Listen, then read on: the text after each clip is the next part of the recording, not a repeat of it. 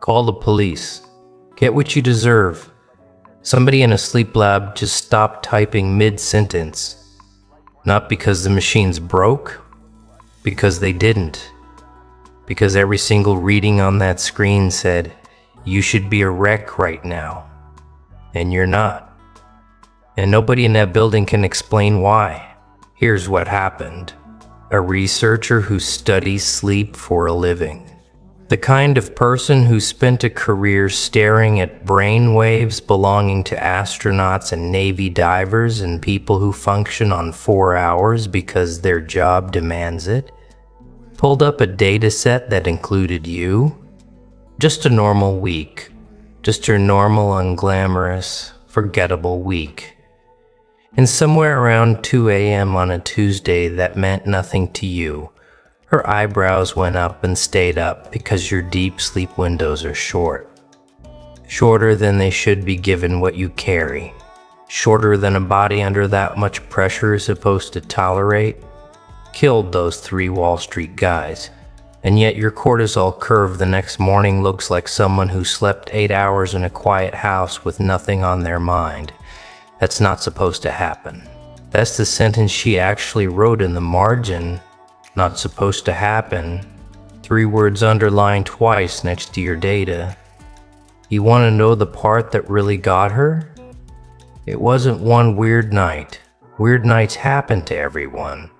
It was the pattern. Months of it. A nervous system taking hit after hit. And instead of falling apart on schedule, the way the textbooks say it will, years kept doing this strange quiet thing where it recovered faster than the damage should allow. Like your body found a shortcut nobody taught it. Like somewhere along the way, without a manual, without a class, you built your own operating system for getting through nights that should have flattened you. Let's talk about what a body is supposed to do under chronic stress, because there's a whole field built around this. Elevated cortisol, fragmented sleep architecture, a stress response that stays lit up long after the actual threat is gone, like a smoke alarm that won't stop screaming after the fire's out. That's the baseline. That's what they expect to see when they study someone who's been through what you've been through. Grief, betrayal, the kind of silence that sits in a chest for years. The kind of year where every week felt like its own small war and your file didn't do that. Your file did something else. It's not that you don't feel it. She was very clear about that in her notes. Actually, you're not numb. You're not shut down. The emotional markers are all there, present and accounted for, exactly where they should be. For someone who's been carrying real weight. What's missing is the collapse, the part where the body usually gives out. That part just isn't in your data, and a researcher who spent 15 years looking for that part in other people's charts does not know what to do when it's absent in yours. So, she did what researchers do. She checked for errors, recalibrated the equipment, reran the numbers twice. My life is nothing but a comedy, because the first instinct when something doesn't make sense is always to assume the machine is wrong, not the person. But the machine wasn't wrong, you were just built different. That's not a compliment, she wrote down. That's a technical problem. She wrote down in a document meant for people who study human limits for a living. Here's where it stopped being one researcher's curiosity and started being something else entirely. She flagged one number in particular, latency. That's the gap between the moment you fall asleep and the moment your brain drops into the dreaming stage. The stage where the mind actually starts sorting through everything the day dumped on it. In someone under chronic stress, that gap usually stretches out. The body delays it, almost like it's avoiding the room where the sorting happens. Yours doesn't stretch. Yours drops fast, clean, direct, like your brain isn't afraid of that room at all. Like it walks in every single night and does the work without flinching while the rest of you is asleep, and none of the wiser. She sent the anonymized numbers to a colleague, half expecting to be told she'd made an error somewhere, some rookie mistake, 3 years into a postdoc. Instead, the colleague sat with it for a week and came back with harder questions than she'd started with. Is this reproducible? Is this one unusual person? Or is this a pattern hiding inside a much bigger data set that nobody's bothered to isolate before? Is there a mechanism here that the field hasn't named yet? Something between resilience and adaptation that doesn't have a clean textbook definition? Nobody in that email thread had an answer. And when two people whose entire careers are built on having answers don't have one, that's usually the moment something real just walked quietly into the room with them. Somewhere in that same conversation, someone made the comparison you'd never expect. Special Forces selection. The programs that put candidates through sleep deprivation on purpose, then measure who recovers fastest once it's over. Because recovery speed turns out to matter more than raw endurance. Let me get this straight. You think that killing those guys is funny? I do, and I'm tired of pretending it's not. Your numbers run cold without anyone telling the analyst who they belong to. Landed inside the range they use for candidates who make it through. Not because you trained for it in a facility with instructors and a clipboard, because life trained you in a way nobody signs a waiver for over years you didn't choose and wouldn't have chosen. And your nervous system quietly filed the lesson away anyway. Think about everyone who told you that you were handling things wrong, sleeping too little, not processing properly, not doing the healing the right way, whatever that was supposed to look like on their timeline instead of yours. And maybe some of that was fair. Maybe some nights really were rough in the ways they meant. But somewhere in a lab that has nothing to do with any of them, your actual numbers are telling a different story than the one you were handed. They're telling a story about a body that adapted to an impossible workload instead of breaking under it. That's not the story of someone doing it wrong. That's the story of someone whose system quietly solved a problem the textbooks don't have an answer for yet. Here's what I actually want you to sit with though, underneath all of it. It's not the flattering part. It's not look how impressive you are. It's this. Your body has been quietly voting for you this whole time. Even in the hours you felt the most alone, even on the nights you were sure you were falling apart in some permanent, unreoverable way. It wasn't. It was recalibrating. It was learning you. And every rough night you assumed was proof you were failing was actually a rep. A small deposit into a resilience account you didn't know you were building, one your own nervous system has apparently been keeping better track of than you have. There's a version of this story where that's the end of it. Interesting data point. Mildly impressive. Filed away. But it didn't stay contained because research has a way of leaking sideways into rooms it wasn't meant for. You're crazy. That's your defense for killing 3 young men. Couldn't carry a tune to save their lives. A graduate student working under the second researcher asked you to use an anonymized version of your case for a small internal presentation, the kind nobody outside a department ever hears about. 12 people in a room, mostly bored, mostly checking the clock. And when your numbers went up on the screen next to the expected curve for someone with your reported history, the room actually went quiet.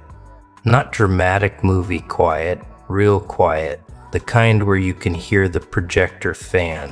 One person asked if the case had been mislabeled. Another asked, only half joking, whether the subject had some kind of formal training nobody had disclosed. The answer, of course, was no. There was no training. There was just a person who kept waking up and choosing to keep going night after night with absolutely no idea anyone would ever measure it. That's the part that should actually land for you more than any of the science. You didn't do any of this to be studied. There was no lab yet, no data set, no room full of postdocs squinting at a screen.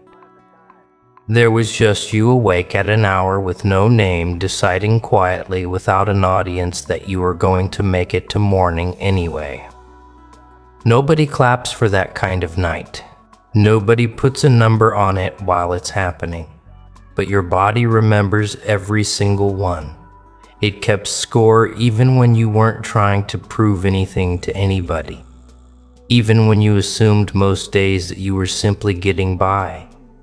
Think about how many of those nights there were. You just wanted to make fun of me. You're just like the rest of them. You don't know the first thing about me. Not one crisis, one bad week, one rough patch you can point to and say, that's where it happened. A slow accumulation instead. 100 small refusals to give up stacked on top of each other until your biology itself changed shape around the fact that you kept choosing to stay upright. That's not something you can manufacture on purpose. Nobody can decide one afternoon to have a nervous system like that. It has to be built the hard way, the boring way, one unremarkable night at a time by someone who never got the memo that they were allowed to stop. She's not the only one who noticed either. Word travels slowly in academic circles, but it travels. A colleague asked to see the anonymized data just out of curiosity and came back a week later asking harder questions than the first researcher had. Is there a mechanism here we don't understand, or did we just get lucky finding one outlier in a mountain of ordinary data? Nobody in that conversation had a clean answer. And when the people whose entire job is having answers don't have one, that's usually the moment something worth paying attention to is sitting quietly in the room with them, waiting to be understood properly instead of explained away. Eventually, it went further than a hallway conversation. The first researcher presented a version of it stripped of anything that could identify you at a small regional conference, the unglamorous kind held in a hotel conference room with bad coffee and folding chairs. She wasn't trying to make a statement.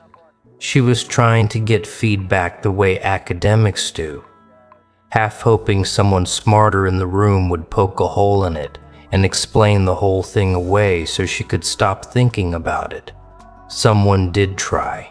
An older researcher, the kind who's seen every trend come and go twice, stood up during questions and said more or less that outliers exist in every data set. And this was probably nothing more than noise, a fluke of measurement, not worth building a theory around. It's the kind of dismissal that usually ends a conversation. Except she'd already run the noise test twice, and it wasn't noise.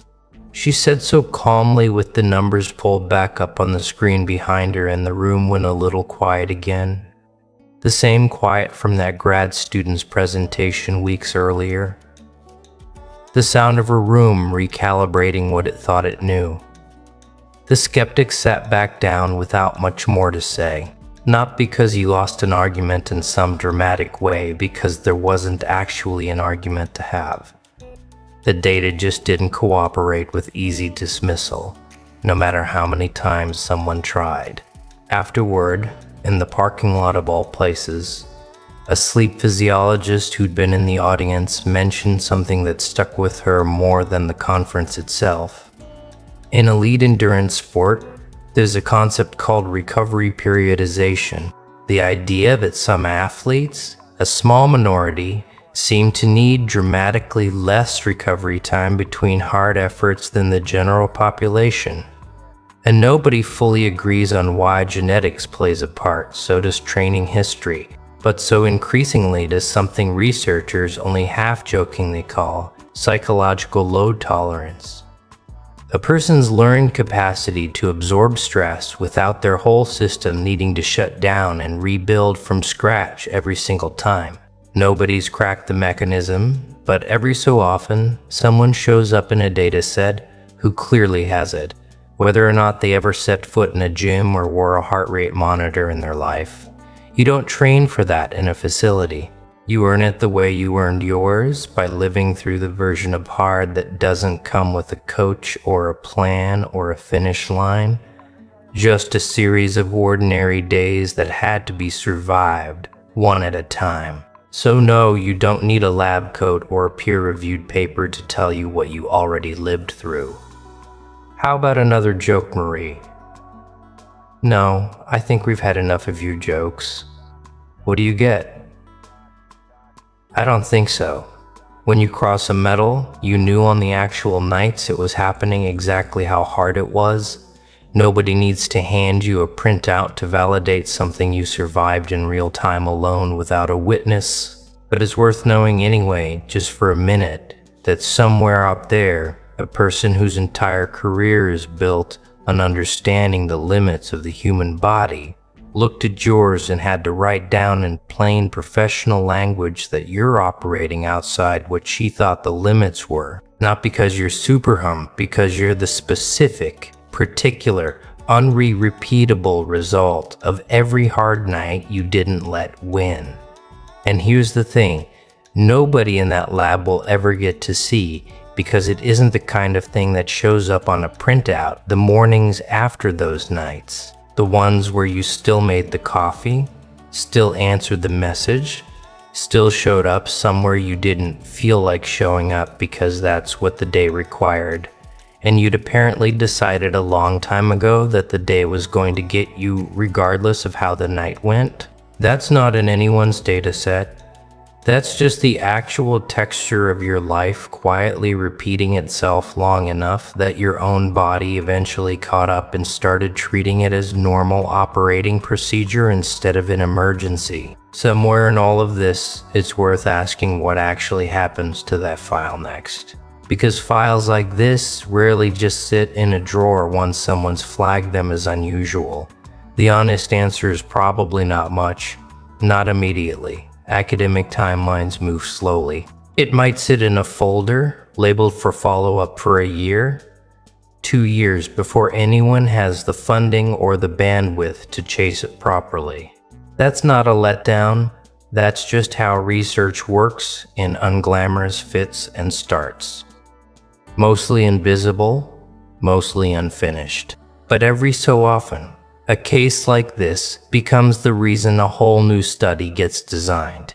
Not because of you specifically, because of what you represent inside a much bigger question. The field is only starting to ask seriously how some nervous systems manage to metabolize chronic hardship instead of being flattened by it, and whether that capacity can be understood, maybe even taught instead of just marveled at from a distance. If that study ever gets built, it won't have your name on it.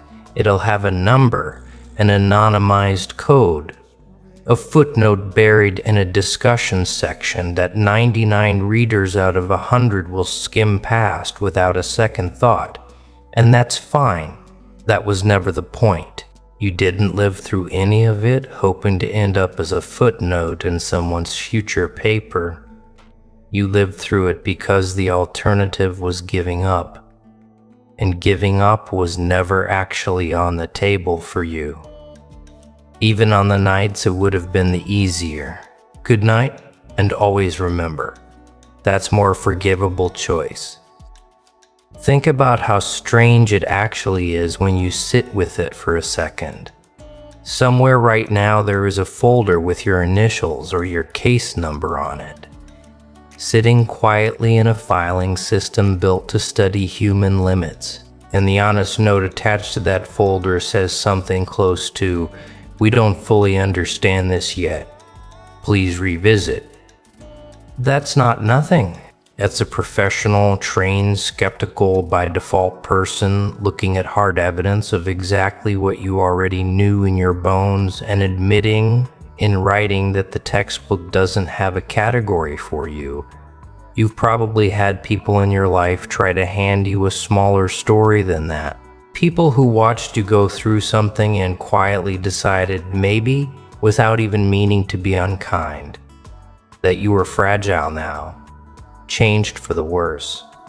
Something to be managed carefully instead of trusted. Maybe you started believing a little of that yourself on the harder days when the evidence in front of you was just exhaustion and static and one more sleepless hour staring at a ceiling that had nothing to say back.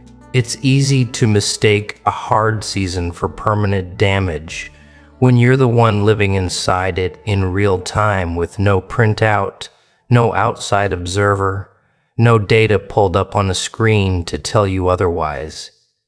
But here's what was actually happening underneath all of that. Whether anyone was measuring it or not, every single one of those nights was doing something, building something, teaching a body how to keep functioning under conditions it was never supposed to have to learn to function under. You weren't broken by the process. You were, in the most literal physiological sense anyone can currently measure, shaped by it. And shaped is not the same word as damaged, even though from the inside in the middle of a bad week, they can feel identical. Tomorrow you'll wake up and make coffee and go about your ordinary day, and nobody around you will know any of this happened. That's fine. That's kind of the point. You were never doing this for the file. The file just finally caught up to what you already knew about yourself. 3 words at a time, underlined twice at 2 in the morning by someone who still doesn't quite believe what she's looking at, and who, if she's honest with herself, probably never fully will.